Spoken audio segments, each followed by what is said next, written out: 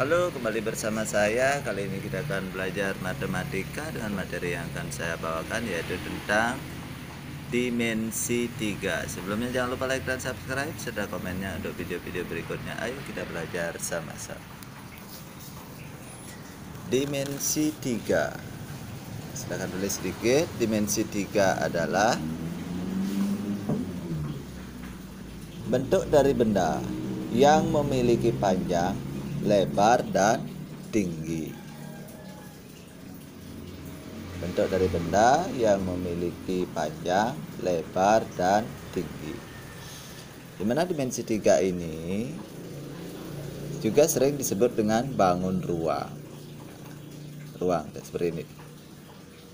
Misalkan saya ilustrasikan di sini kubus. Nah, dimana bagian-bagian dari kubus ini? Dia terdiri dari titik. Ada titik ini ya. Ada titik, ada garis, dan ada bidang. Jadi pembentuk kubus itu apa? Ada titik, ada garis, dan ada bidang. Apa itu titik? Kita mulai dari titik ya. Kita mulai dari titik. Nah, titik ini adalah titik ini berdimensi 0. Dia tidak memiliki ukuran. Berdimensi 0. Tidak memiliki ukuran. Dia berdimensi 0, tidak memiliki ukuran. Seperti ini. Titik berdimensi 0. Dilambangkan dengan huruf kapital. Lambangkan huruf kapital. Dilambangkan dengan huruf kapital. Huruf kapital artinya huruf besar.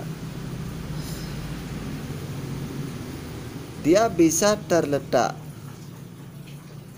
di pojok. Ini titik A, B, C, D, F, G, F, A, B, C, D, E, F, G, H. Seperti itu. Bahkan bisa juga terletak di tengah. Titik. Ya. Bisa terletak di pojok,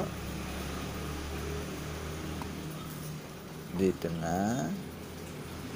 tengah-tengah garis maksudnya, atau di tengah-tengah bidang, bahkan di luar garis atau bidang, atau di luar garis atau bidang ya. Itu titik. Ingat, dia berdimensi 0, tidak memiliki ukuran. Disimbolkan dengan huruf besar, bisa terletak di pojok, di tengah, ataupun di luar bidang atau garis. Berikutnya kita berbicara garis.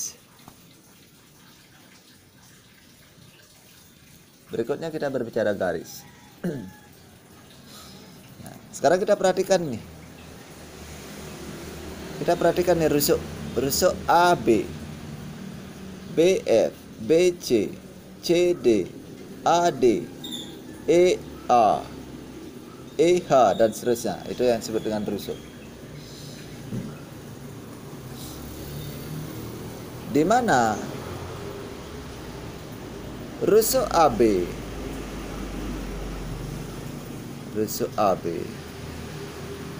ini mewakili garis ya. Rusuk AB ini mewakili garis.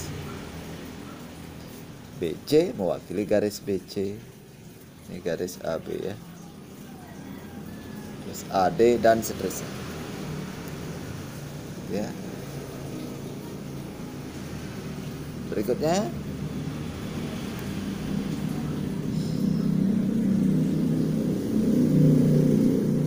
panjang dari garis,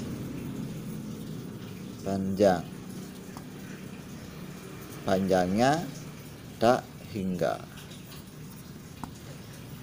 Kalau garis panjangnya tak hingga. Kalau dia itu dibatasi, kalau garis yang panjangnya dibatasi atau memiliki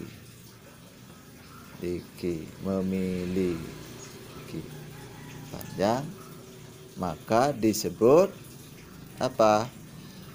Ruas garis atau segmen. Disebut ruas garis atau segmen.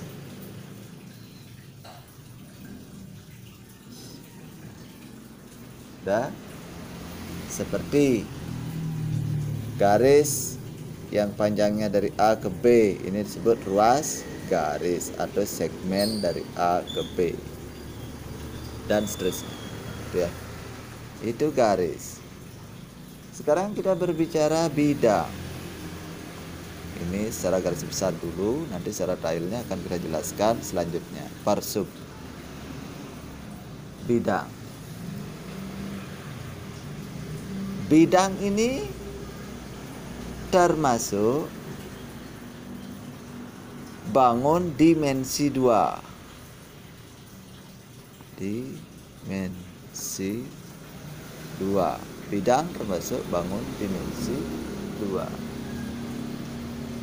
Karena dimensi 2 dia memiliki luas. Misal ini ya, misalnya bidang, mana yang namanya bidang di sini? A, B, C, D. Tadi kita berbicara garis. Dan kalau ini namanya dari A ke B namanya ruas garis. Kalau saya panjangkan, nah ini ya garis. Dia garis itu tak terbatas panjangnya berapa. Nah, sekarang kita berbicara bidang. Bidang ini terbentuk dari beberapa rusuk A, B, B, C, C, D. Ini namanya disebut bidang dasar, bidang alas. Bidang atas, bidang bawah, bidang atas, bidang depan, belakang, dan samping, dan samping. Sehingga rusuk ini terbentuk dari berapa bidang? Ada 6. Kubus ini terbentuk dari ada 6 bidang. Nah, seperti bidang-bidangnya ini kalau kita lihat gambar, bidang depan yaitu A, B, F, E, belakang C, D, H, G, bawah A, B, C, D, atas E, F, G, H, dan seterusnya, samping ya. Itu bidang. Selanjutnya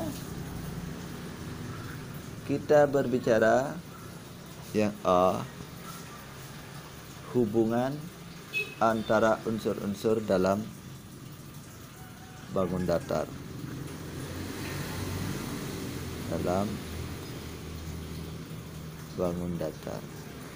Ini A. Akan ditulis, bangun datar adalah bangun 2 dimensi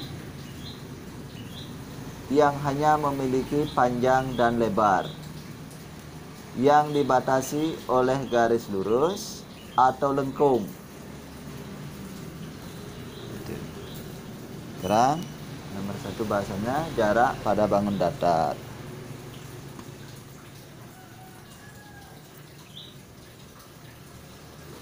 Jarak pada bangun datar. Yang ke A, jarak antara 2 titik. Kita tulis, jarak antara 2 titik adalah panjang garis yang menghubungkan kedua titik tersebut. Misal, ilustrasinya saya gambarkan. Kita berbicara bangun datar ya. dua dimensi. Misalkan ini O, B, Q dengan siku-siku di situ ya. Misalkan gambar segitiga siku-siku seperti itu. Nah, jika dia berbentuk segitiga siku-siku, maka untuk mencari panjang PQ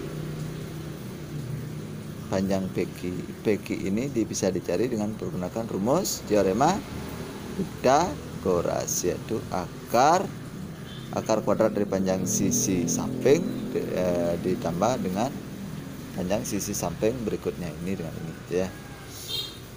Sehingga ini menjadi OP kuadrat ditambah OQ kuadrat. OP kuadrat ditambah OQ kuadrat.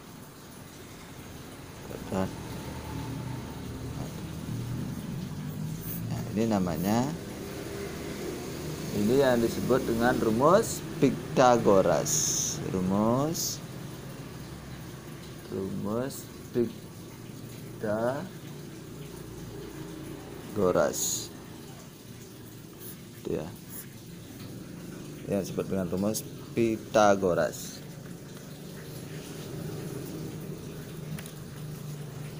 Sekarang contoh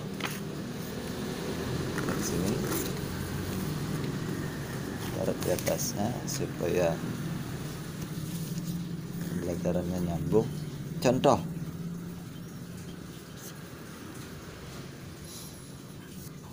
dengan menggunakan apa namanya? Contoh, ulang. Diketahui bidang datar persegi panjang ABCD. Silakan tulis. Diketahui bidang datar persegi panjang ABCD. Sini ditulis A, B, C, D.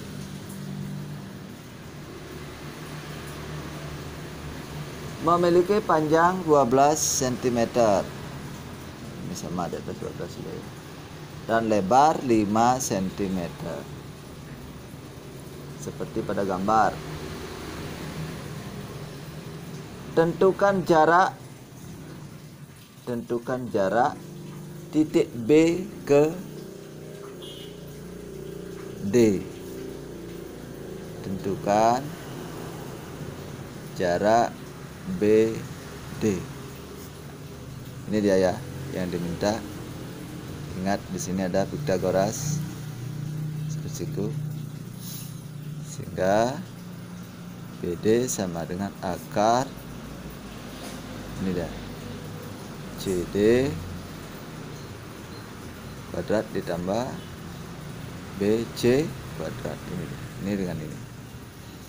Sehingga ini akar CD nya 12 kuadrat ditambah 5 kuadrat. Akar 169. Berapa ini? 13 cm. Itu caranya nyari.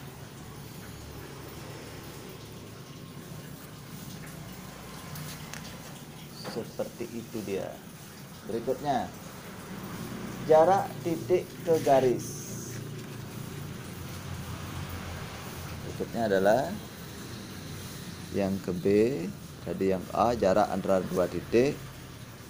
Jarak titik ke garis. Jarak titik ke garis. Ada dua kemungkinan kedudukan titik terhadap garis. Ada dua kemungkinan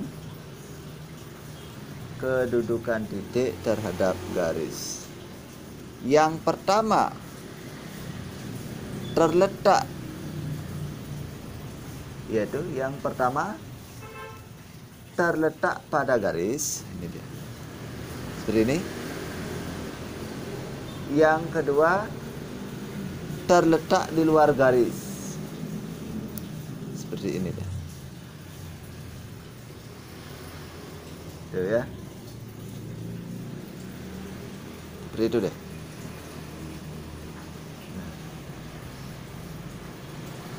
Sebuah titik dikatakan terletak pada garis jika titik tersebut dapat dilalui oleh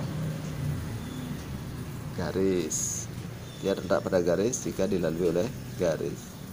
Dan sebuah titik dikatakan terletak di luar garis jika titik tersebut tidak dilalui oleh garis. Dia berada di luar pada garis. Contoh.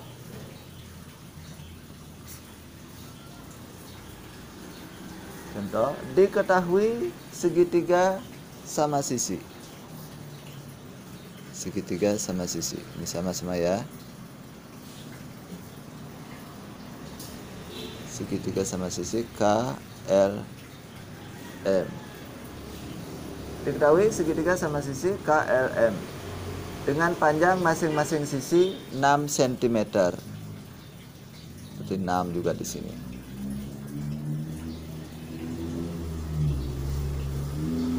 Tentukan jarak titik K ke garis LM. Tentukan jarak titik K ke garis LM. Berarti ini yang diminta. Ini siku-siku di sini. Misalkan kalau saya gambarkan ulang, ini K, LM, ini K aksen. Berarti jarak titik K ke garis LM, K ke garis LM ini sama dengan K aksen. Sehingga di sini 6, di sini 6. Kalau dia dari sini, sekira berapa? Setengah dari 6 sama dengan 3. Sehingga ini yang ditanya. Nah, cari dulu. Pertama cari K aksen ke M. Ini sama dengan setengah kali LM. Sama dengan setengah kali 6 sama dengan 3. Baru cari K aksen sama dengan, nah, ini dengan Pythagoras.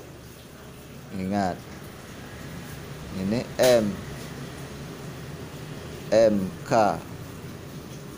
kuadrat dikurang K aksen